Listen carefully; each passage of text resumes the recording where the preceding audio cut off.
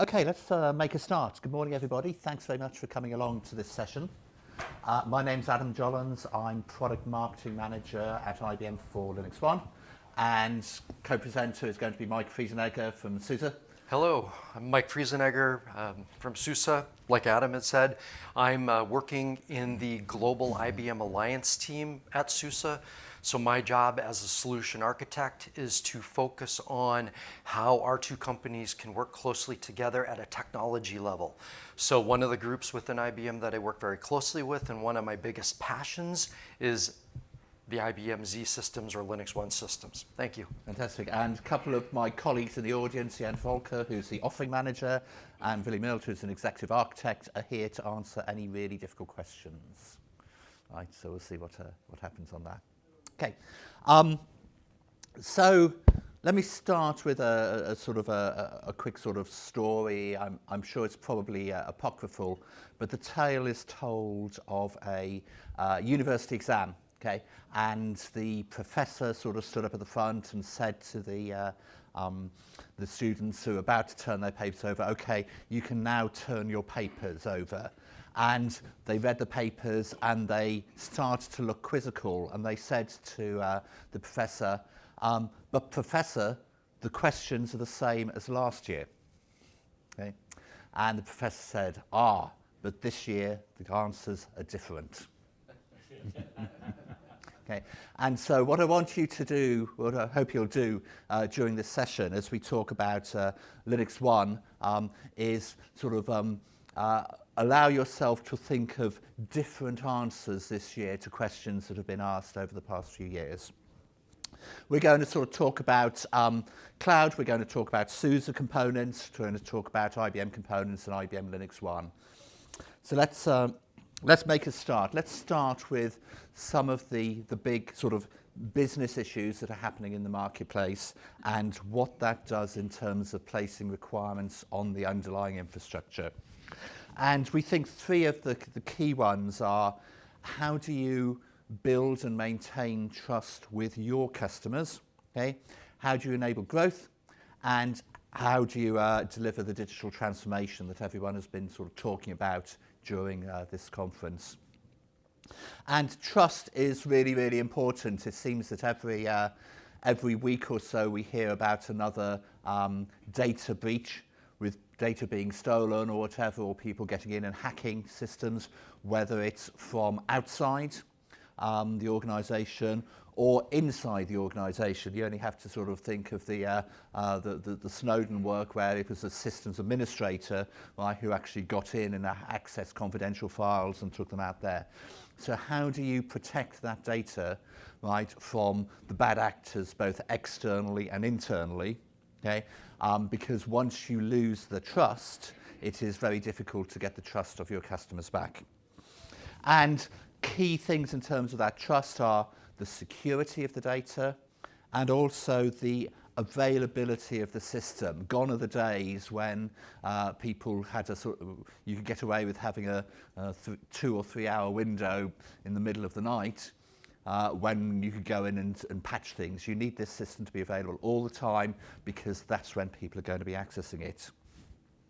Secondly, it's about enabling growth. Okay? And businesses are obviously looking for growth. Some businesses are growing at a very, very fast rate. We've got startup customers who are going from zero to significant business very, very quickly. How do you support that growth? Okay? And that comes down to what's the scalability of the platform, what's the performance of the platform. And then in terms of delivering digital transformation, enabling people to change the way they interact with their customers, they serve the needs of the customers. Part of that is about the next generation or the cloud-native applications, and part of that is also about integrating with clouds. So that's some of the challenges. And that then means you've got to ask questions of your IT infrastructure in terms of, does it scale? Can it enable that big growth going forward? Okay? Can your IT infrastructure deliver and also prove that you have security. Because when you get a data breach, or when data is accessed, one of the questions the regulators will ask is, what did you do to protect this data? And before that, they'll ask, what have you done to protect your data? Can your IT infrastructure always deliver the services? Was it one of the big social media sort of companies lost their sort of availability for a sort of few hours recently? So can you always deliver that IT services? And can your IT support applications in clouds in all sorts of different varieties, whether it's private or public, hybrid cloud, mixing the two, multiple clouds? So one of the customers we're working jointly with SUSE on is ICU IT Services. They're a cloud service provider based in the Netherlands. Okay? They're looking to support customers, whether it's government customers or financial customers, looking to do the next generation of applications. Okay. And they decided to go for LinuxONE. I'll tell you what LinuxONE is in a moment, but they decided to install LinuxONE, and they're using SUSE on that to deliver those services.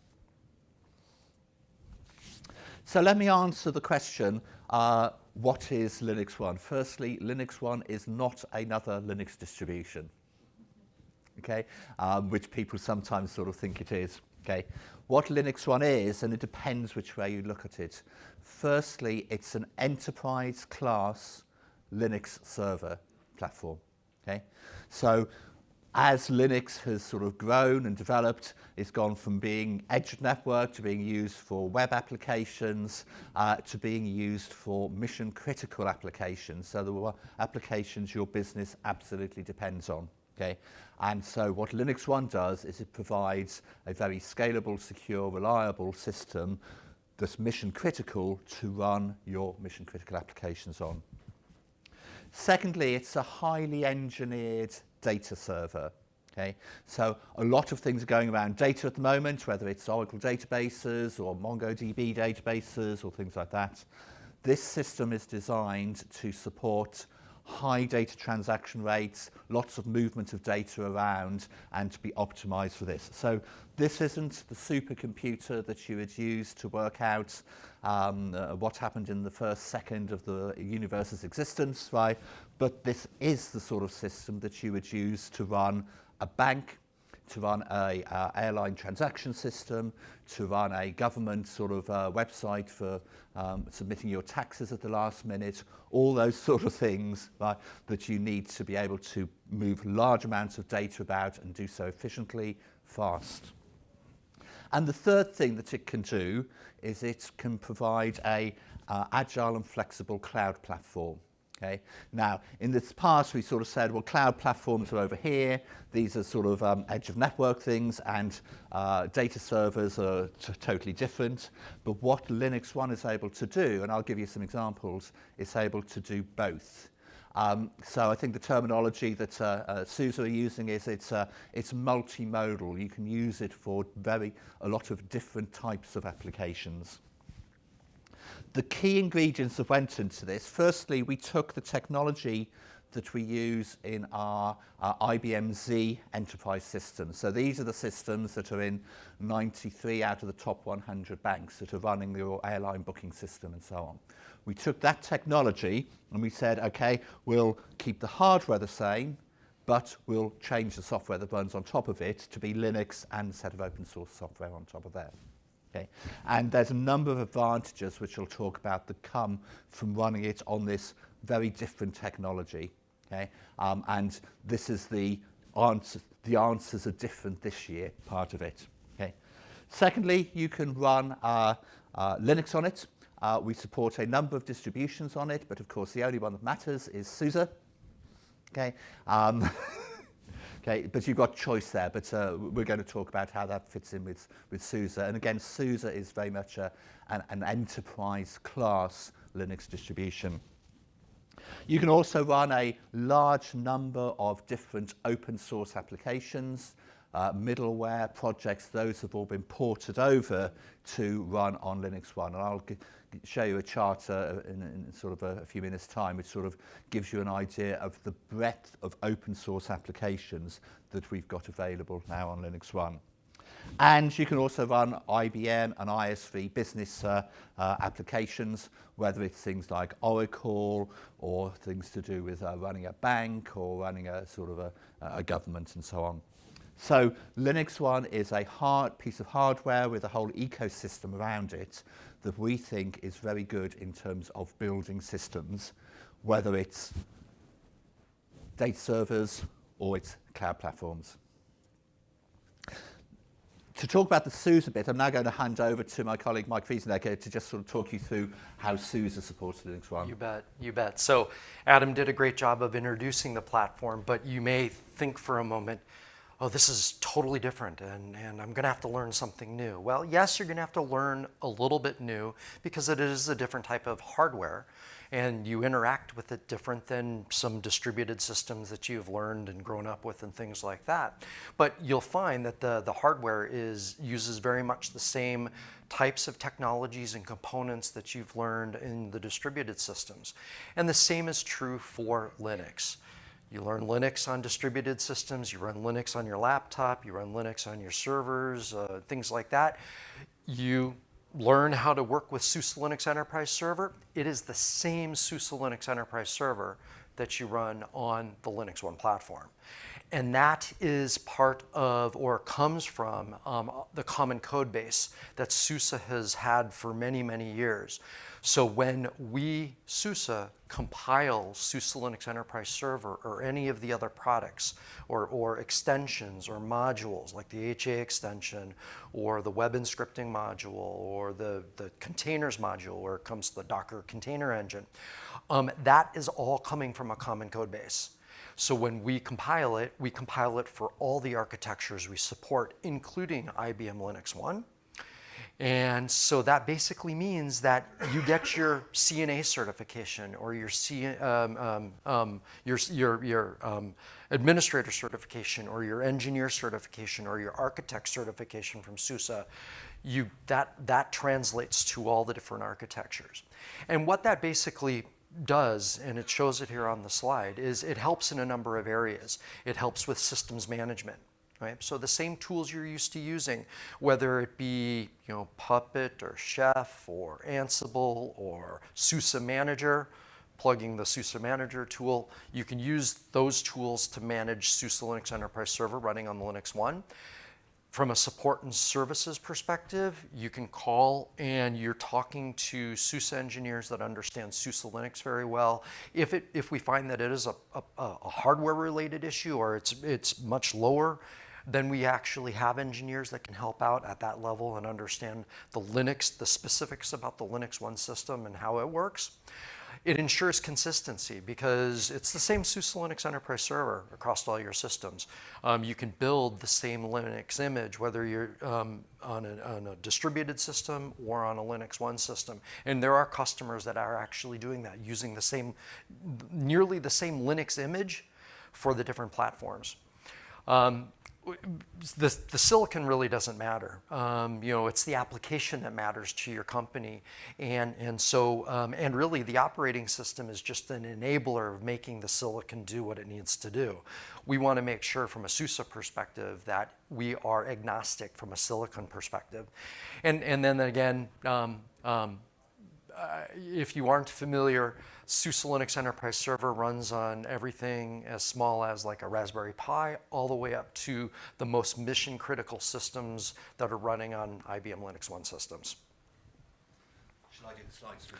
Yeah, that would be great. Thank you.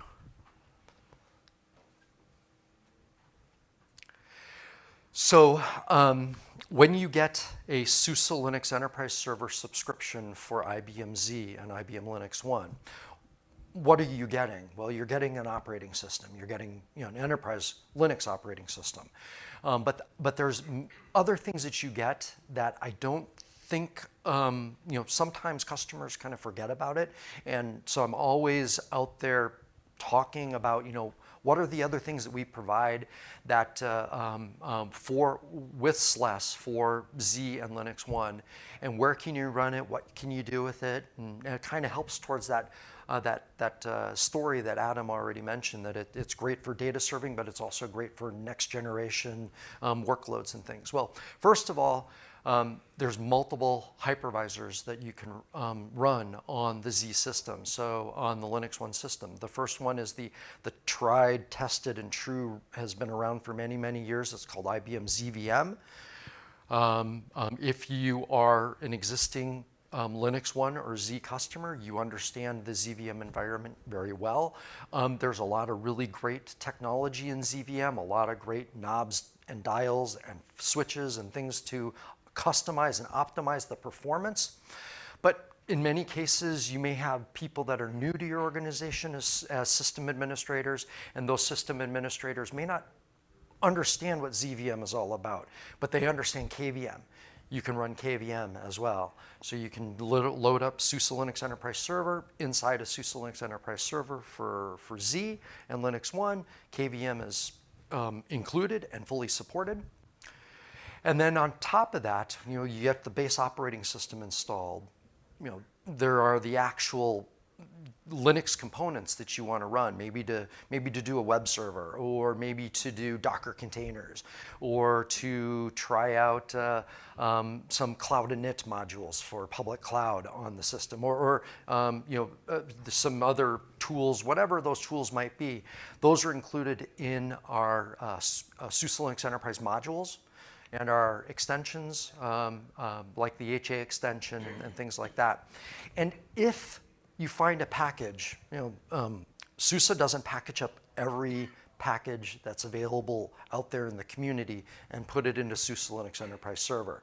That would be nearly impossible to support. But there are customers that come to us and say, hey, I would love to be able to have this package built so I can run it on my system for whatever I need to do.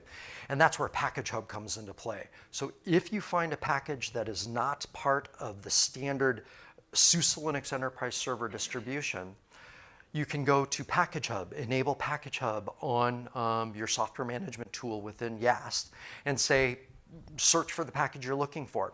If you can't find the package in Package Hub, if you're an enterprising, you want to build the package yourself, you can use the build service tools that SUSE provides in our open build service, and you can actually get that package promoted into Package Hub for not only your organization to use, but also other organizations to take advantage of.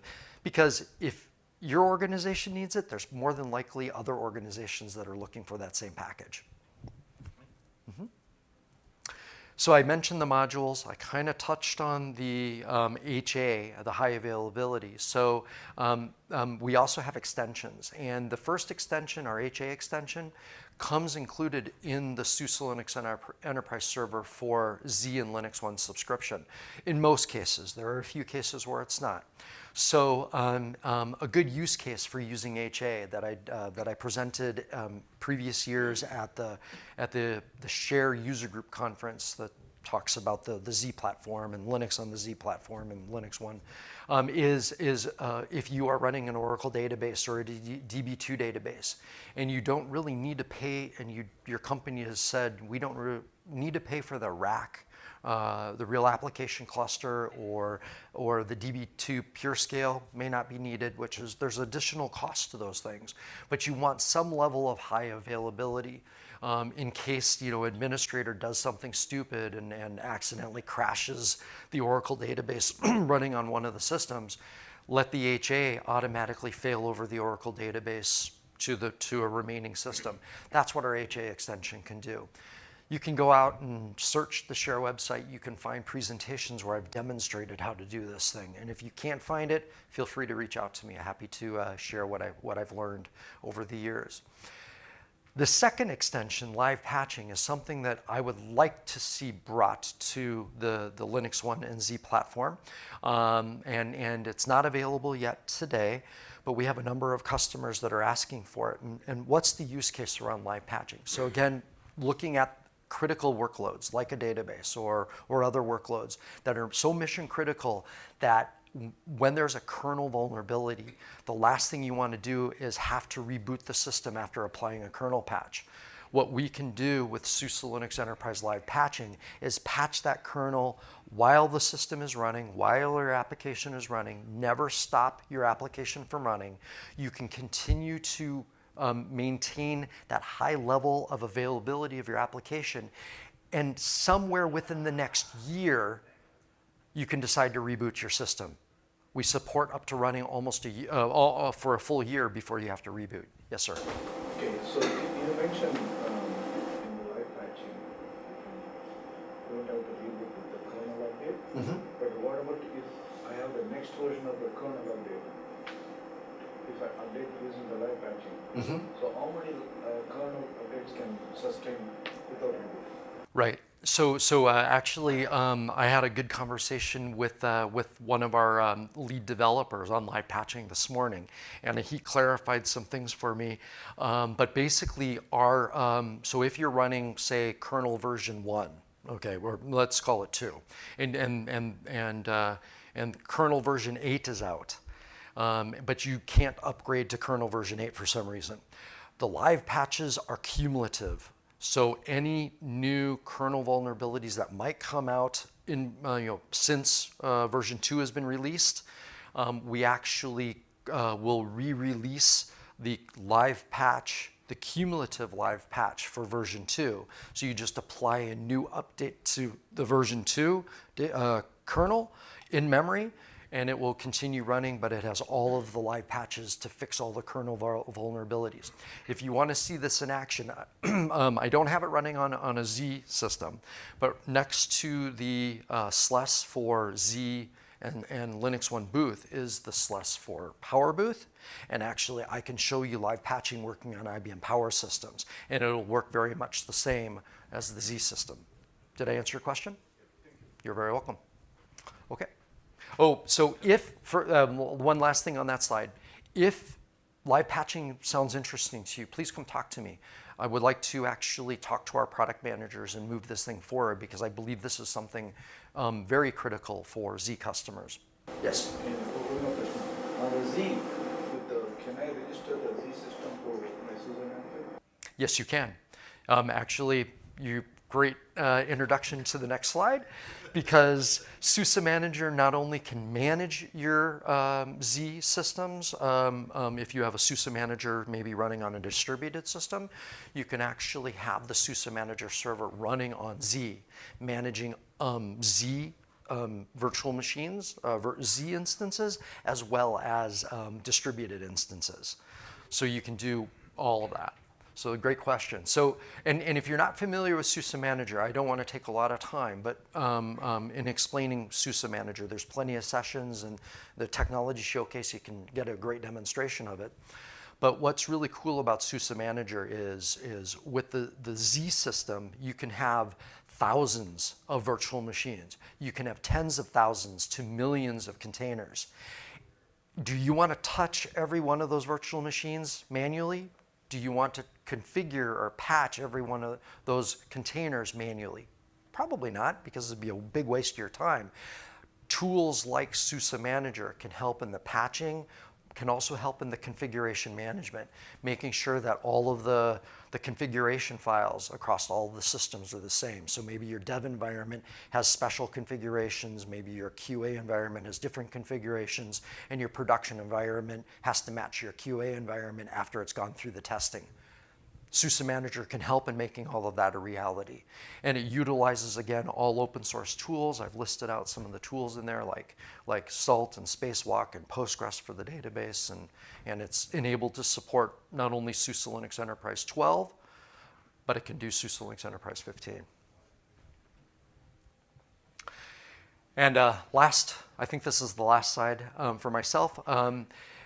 One of the things that's getting a lot of attention at the SUSECon conference this year is containers and containerization. And I mentioned the modules, and specifically I called out the container module that contains the Docker container engine. So Docker is fully is included in the SLES for LinuxONE and Z subscription. You can install the Docker container engine, just enable the containers module. I can show you how to do it if you've never done it before. Then you can spin up containers. If you want to use the SUSE provided containers, we have SLES 12, SP3, and SP4, and SLES 15 base images in registry.suse.com. I can show you how that works. And then if you need or you want to spin up your own local registry, you don't want to use something like Docker Hub, you actually can enable Package Hub and install the Docker distribution registry package, and then you've got your own local registry running on your Z system as well. Okay, any questions? Okay, thanks very much, Mike. So let's dig down a bit more in terms of the hardware. It's also worth sort of pointing out that SUSE was the first Linux distribution available on Linux on Z. And the way that happened is quite an interesting story. That the IBM Development Lab at Böblingen in Germany, okay, there were a group of young engineers there who said, wouldn't it be cool if we could run Linux on an IBM Z system? Let's try it and see if it works. Okay, and so this is the sort of thing that at night time you sort of go in and you start hacking and seeing what can run. And then their management found out about it, and their management said, stop. Okay, you can't do this. So they continued, as good engineers do, yes. And they were told to stop again. And then finally, a couple of visionary IBM executives got to hear of what was being done with sort of porting Linux to the Z system, and they said, God, this is a really cool idea. Let's sort of test it with some customers, and from then on it's really sort of has exploded in terms of its usage. So LinuxONE is the Linux-only version of the enterprise data server, and you can get two types. Right, so the big one, we've named these after penguins. The big one is the Emperor penguin, and that's the size of a double refrigerator, effectively. Okay, and the Rockhopper is a smaller one, and that's available in a standard 19-inch rack. So if you haven't yet had a chance to go down to the IBM stand in the technology showcase, please do so. We've got a glass-fronted version of the Rockhopper system, and you can sort of have a look inside. You can see where all the bits fit. You can see how this system is engineered. Okay. This one has up to 170 cores running in it. Okay, so it's quite a powerful machine if you think about that. And these aren't just any cores. These are the IBM Z Systems cores, which are very powerful, and they're running at 5.3 gigahertz, making them the fastest commercially available processors. The Rockhopper can support up to 30 cores, running slightly slow, I think it's sort of 4.6 gigahertz. You can have a lot of memory in this, you can have a lot of data attached to it, and so it depends what you're trying to do. So if you're running you're a cloud service provider, you probably go for something like this. If you're a bank, you probably go for something like this, but both are available there. Now, I told you that I was going to talk about the open source ecosystem available on LinuxONE. Okay, so this is just some of the open source applications that have been ported across to run on LinuxONE and Linux on Z. Okay, so let me just guide you around it a bit so you get an idea in terms of the breadth. So you've got the enterprise Linux distributions and also the community versions such as OpenSUSE. Hypervisors, you've got KVM, which SUSE supports very well, or you've also got ZVM, which is IBM's virtualization technology for the Z system. You've got Docker containers, got various types of paths there, including a Cloud Foundry. Languages, a whole range of languages, from the obvious ones like PHP and Python to things like Go and Swift are available. Runtimes, Node.js is an example there, or Rails, or Tomcat. Whole set of management, including Kubernetes, which is obviously very key in terms of managing containerized applications.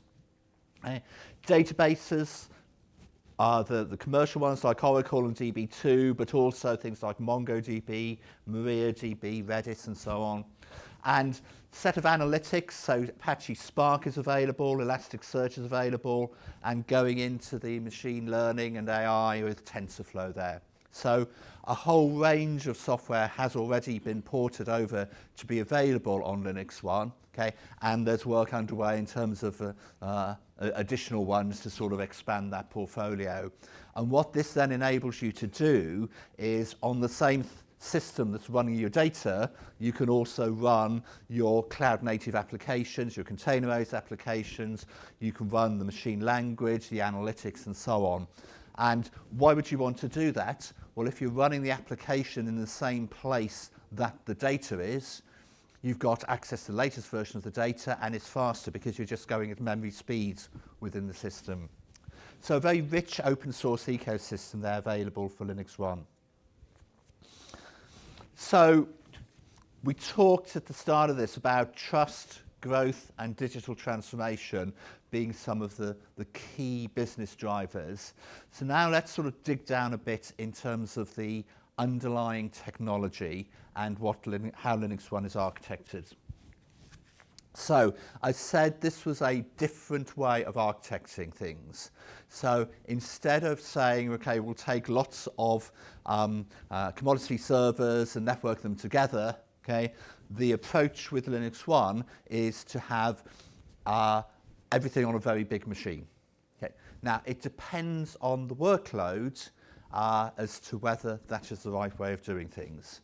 So if you're doing social media or something like that, or you're doing search on the web, then a distributed approach with a sort of scale-out network of commodity servers is a really good way of doing things because you're able to have lots of things going on in parallel, and you don't have to have an absolute version of the truth. If you haven't got the latest tweet that came out from somebody, it'll eventually catch up. Okay. If you're building a bank and an account database or something like that, or an airline booking system or a mission critical system sort of for guiding cars, things like that, you absolutely have to have the latest version and the precise version. You don't want people to be able to go along to 2 different ATMs and withdraw money and the system hadn't caught up, so it let people take the money out. So there were some classes of workloads that it really, really makes sense to have on a big system rather than on a distributed system. Now that tends to go against conventional thinking in terms of people thinking everything's going to go to x86. That's not the reality because the banks and the airlines and the retailers and so on are still running these systems for very good reasons because you need this single version of the truth. So it's a centralized system, it's optimized. Even though this is the same hardware technology that we use in our Z systems mainframes, okay, there has been influence from Linux then onto the design, whatever. So it goes backwards and forwards of Linux would like to be able to do these things, whatever. So we put that into the hardware, and then it's available on both Z and LinuxONE. So looking at the sort of architectural diagram, at the bottom you've got the hardware, you've got lots and lots of processors, up to 170 cores. You've got lots of memory, up to 8 terabytes.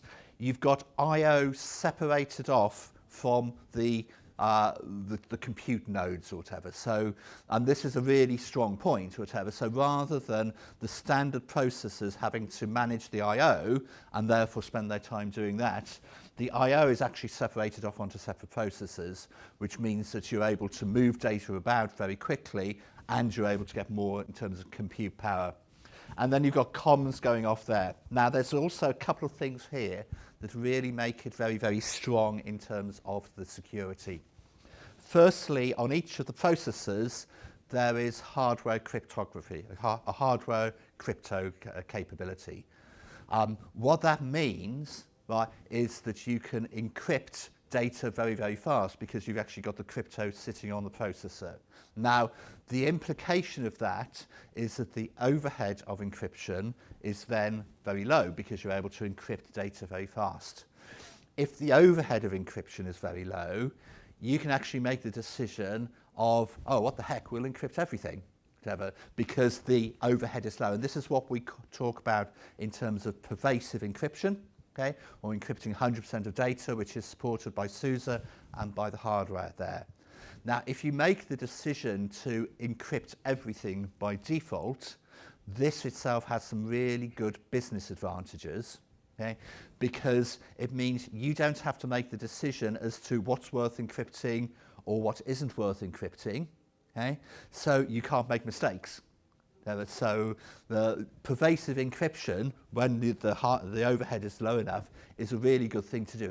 It's what happens on your cell phone, it's what happens on your laptop, whatever. Everything on my laptop is encrypted. Okay? This is doing this in terms of the servers, encrypting everything. So firstly, you don't make mistakes in terms of what to encrypt. And secondly, you're able to then prove to the regulators that you have encrypted everything. Whatever. So it protects you and also enables you to prove protection. So that's what the crypto does there. And then in terms of another part of the security is something called the hardware security module. And what that is about is where do you store the encryption keys? Okay, so you can encrypt everything, but if somebody can easily get hold of the encryption key, whatever, then it's an exposure there because they can decrypt stuff.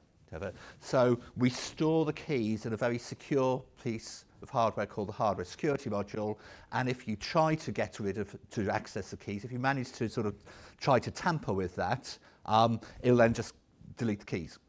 So it really is very effective at protecting stuff there.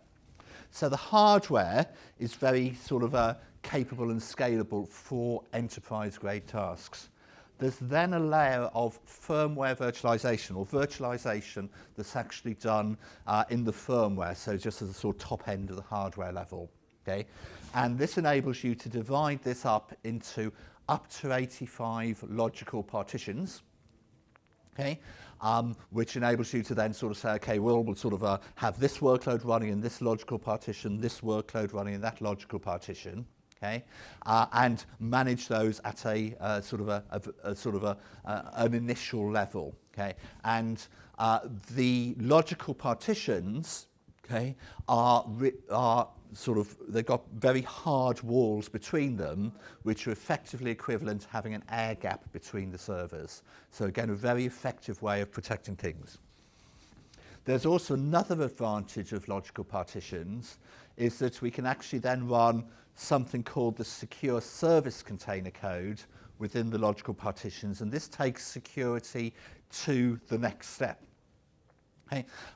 And what this enables you to do is say we'll have an environment that the systems administrator, once they've set this up and got it running, the sysadmin can't go in and look at the data or the applications either. So the Edward Snowden attacks are then prevented by the secure service container. Okay, and this is an IBM unique, right, with LinuxONE and with LinuxONE Z. And that's a special type of logical partition.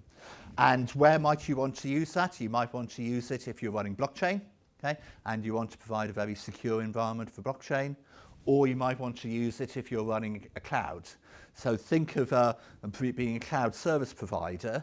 Okay, you want to make sure, or sorry, your customers using the cloud want to be sure that nobody in your organization can get in and hack the data or hack the application. So it gives that added level of security.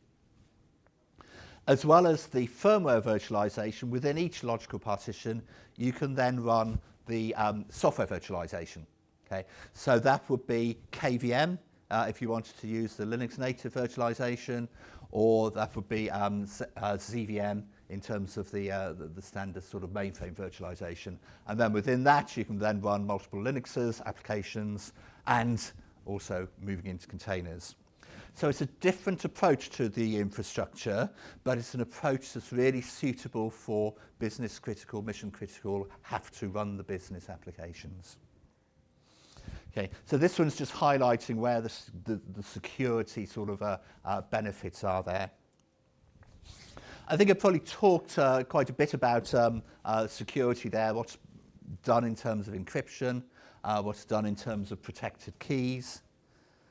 and then also pervasive encryption. Mike, do you just want to say a bit about that? Yeah, just very quickly. So pervasive encryption is not relatively new in the Z platform, but it's been a work in progress between IBM and our engineers. And so the first release of SUSE Linux Enterprise Server that had a lot of the components in it for pervasive encryption and supporting pervasive encryption is SUSE Linux Enterprise Server 12 Service Pack 4. There were still some pieces missing, but we did support, and we do support, data at rest, data that's sitting on the hard drive, making sure that's encrypted, as well as data in flight. Before it hits the wire, it's encrypted before it heads out of the machine. With SUSE Linux Enterprise 15, we added some additional capabilities, some additional support of some new components and things like that for the hardware service module, security module. And then with SLES 15 SP1, I believe that I will be able to actually have a how-to guide that will explain how to set up at-rest and in-flight encryption for any of the workloads that you're running on the LinuxONE system. Okay. Hey, thanks, Mike. And why might this be useful, whatever? So think about this from a cloud service provider perspective. So cloud service providers are competing in a very competitive marketplace, a very busy marketplace. They're competing against the hyperscalers, they're competing against the people who are able to sort of really reduce their costs. So in that space, how do you compete? And you compete by differentiation. And one of the ways you can differentiate is by saying, right, we provide this highly secure environment with things like pervasive encryption, with things like secure service containers. So, Mr. Customer, if you come to us for your cloud services, you get a very, very highly security environment. By sort of running on top of LinuxONE. And that's why when IBM built the blockchain platform, the IBM blockchain platform, and provided that in the IBM Cloud, we actually did that on top of LinuxONE within the IBM Cloud in order to provide that very highest level of security. So we talked about secure service containers. So it's a different type of container to the container used with Docker or whatever. Yes, it's very, very confusing, I'm afraid. But it's just, think of it as a highly secure version of the logical partition. So we worked with a company called Solitaire on the security of LinuxONE. This is available online, the report they did. Solitaire, right, are a research firm. Okay, and for the past 15, 20 years, they have been gathering data from customers in terms of what their experience is of the security and reliability and agility and so on of systems. Okay, and they're then able to use some very advanced analytics to say, okay, how does this then map back, triangulate back to the qualities of the various platforms. So what they have there is sort of real customer data that they then analyze to say which are the most secure platforms. And they came out with risk profiling. This is a very secure system, less than 1/20th of the risk, whatever. They came out with stuff in terms of the TCO of the platform. So please go online and sort of download the Solitaire report. Scalability. So we talked about the need to be able to scale systems within the box. The things here that are really sort of valuable are multiple processors, the memory, vast amounts of memory, I/O separated off. Okay? And that then leads to being able to run on the Emperor systems up to about 8,000 virtual machines is, I think, where we've taken it to. Okay? And a staggering 2 million containers. Now, those are fairly light containers. Right? But even so, to be able to scale up to run 2 million containers on one system, right, shows the sort of the amount of scale you can actually get here. Okay.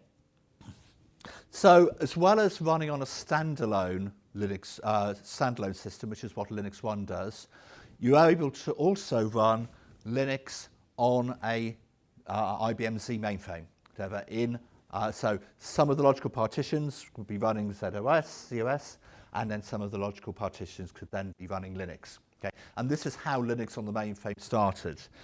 So why would you want to do that? Why would you want to have a mixture of ZOS and Linux on the same system?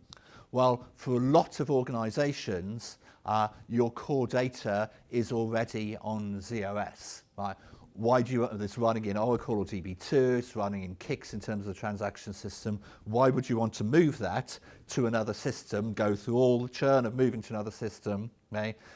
And then you haven't actually advanced, you get back to where you were in the first place, whatever. Much better to put the investment into the new applications, but enable the new applications to run on the same server that your existing data is running on and be able to access those as memory speeds.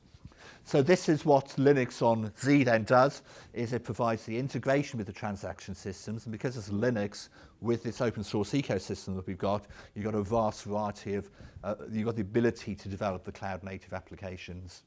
You've got memory-to-memory communication between the Linux partitions and the ZOS partitions, rather than it going over the network as it would if you were going for a scale-out system. And it's all on the same system, so it's actually quite easy to manage. Okay. So let me. So another example of a customer using SUSE Linux on IBM LinuxONE is Sinfonia RX. Sinfonia RX is one of the major sort of healthcare data storages. They sort of hold a lot of data, about a seventh, I think, of the citizens here in the US have stored here. So they provide services, software as a service, to a whole variety of clients in terms of hospitals and medics and so on. Okay. They needed something that was very scalable. They wanted also to be able to save money, and so they built their system on SUSE Linux with LinuxONE. So now let's just sort of look, how does this then provide to map back to cloud, whatever. You're building your cloud, right? So you may sort of be thinking, okay, I can see why you'd want to run a sort of a bank system, right, on LinuxONE. Why would I want to then run the cloud on LinuxONE? Now, the research we've done recently has found out that less than 20% of enterprise workloads have actually moved to cloud so far. The easy stuff has moved to cloud, right? So dev tests or whatever, for example, has moved to cloud. Stuff that is easy to sort of take across. But there's still concern, right, about, firstly, how you're able to move applications about between on-prem and public cloud, what's the security going to be like, and so on. So this is where the whole hybrid cloud thought has come, and where containers and Kubernetes and being able to sort of containerize applications, move them about between systems, is really paying dividends. Okay. What's the challenges in terms of moving there across, right, is multiple clouds, multiple vendors, okay, and how do you then take that to hybrid? So the approach we've got in terms of building clouds is, firstly, realization things are going to be hybrid. Most customers are going to have a mixture of private clouds, on-prem, and public clouds, and probably multiple public clouds. Okay, need to approach that in terms of it being open, right? So you're able to move applications and move data about between clouds and on-prem, and provide a highly secure environment that can then be managed. And so then, by building the cloud on top of LinuxONE, you're able to take advantage of all the other things we've talked about in terms of the benefits of LinuxONE. The security, right? The ability to do pervasive encryption, the ability to have this protected, secure service container environment that insiders can't get at either. Okay. High level of scalability, and a high level of scalability on a single system, which then maps to these business critical systems. And in tests that we've done on LinuxONE compared to x86, the databases such as MongoDB go from 1.5 to 2.8 times as fast on the system. Okay, and we can get to phenomenal amounts of concurrent transactions. So, for example, in one test we got to 377 billion transactions in a day running on this system. So this is a big system that can scale and support what's needed there. And from a customer of the cloud point of view, you don't care what system is at the back end of the cloud. I mean, that's the point of cloud, is that you don't care what system is there. What you do care about is how reliable and available is it? Is it available when my customers want to use it? How secure is it? Am I protecting my customers' data? Can it scale up? Is it able to sort of support the loads that are put on it? So, and those are the underlying characteristics of Linux One that then sort of map into that. We then provide a piece of software called IBM Cloud Private, which builds on a number of underlying technologies. So IBM Cloud Private is a conglomeration of key technologies so that you can actually build the IBM Cloud or build a cloud locally. And IBM Cloud Private is supported on SUSE Linux, running on Linux One and on IBM Z systems, as well as being available on x86 and Power as well. And the key parts of it are, firstly, it's got the containers, with Docker containers and Kubernetes, to be able to both package up applications so they're easily able to be built and deployed, but also to manage, to orchestrate the sort of deployment with a declarative approach. It then adds to that operational things like metering, like log management, and then we provide an enterprise catalog of software such as IBM software components that have been containerized and are available to sort of then connect into. So things like databases, message queuing, WebSphere, transaction serving, and so on. Okay? And this can then run across a whole variety of different underlying infrastructures in terms of private and public and so on.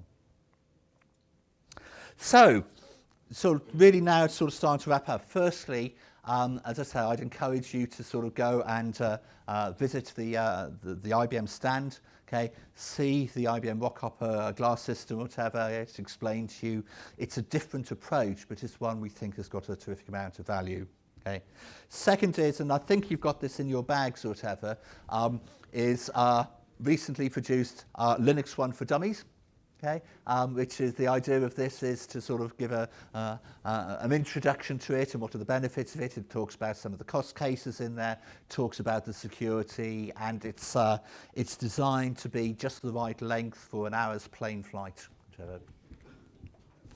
Okay, there's the website at ibm.com/LinuxOne, and if you're a developer, okay, we've got developer websites as well that you can go on to as well. So with a few minutes left, whatever, are there any questions that people want to sort of ask? Sure. You have Linux on micro partition? Sorry, can you repeat that? A micro partition on the Linux one? Micro partition in what sense? On the LPAR. Oh, okay, in terms of how many CPUs you've got? Yeah. Yes, yeah. Jens or Willem, do you want to sort of add anything on that, or? In terms of how many CPUs you say? Yeah, like say if we wanted to allocate a LPAR 1.5 CPU instead of 1, 2, something like that. Okay, so Oh, like Power does, or yeah. For logical partition, you can dedicate or share CPUs, entire CPU, not 1.5. You share or you. So it's just an integer level rather than What you can do is to define the share. If I share 2 CPUs to 2 partitions, I can, through a share parameter, I can give it just a half. Okay. In the definition of the logical partition. Okay. If it is dedicated, I cannot dedicate No, 1.5. that's not I just shared part. yes, But you can weight it. You can weight Through it share. through sharing. the way Right, it is yes, here. yeah. So we're doing In share, CVM, and then the next step is in the virtualization layer. There, I can even weight it, which is more important. Yes. Yeah. But that's a different approach than giving the capacity, right? Okay. So another real micro partition. So that's Any other questions? I SAP HANA is not available as yet for resiliency. No, that's what I waited. When That's what we asked SAP as well. is that? I Is said, that is it due to SAP? Huh? Is it due to SAP? It's not due to. that's a political decision. Ah. Easy. So if you ask them, that would sort of build the case. We have it available with power, I know you. Yeah. Hence my question. SUSE. Yeah. and No, I mean you show the picture there. Well, And it's obviously the odd one out is that SAP HANA is not supported. Yeah. Given that Oracle and DB2 are sort of losing market shares, and more people are going. I mean, if you use SAP today, it's all moving to SAP HANA. Yes. Yeah. So you're sort of losing out on a big market share there. I mean, yes, with the Power Platform, yes, but Yeah, I mean, our colleagues in the Power Platform, and there's some sort of advantages of the Power Platform for running an in-memory database in terms of the sort of way that they've architected in this space. but is there a roadmap for it? no, No, nothing. not at all. That's a shame. Yep. Okay, well, thanks very much for your time, whatever, and hope it's been useful. Thanks. Thank you.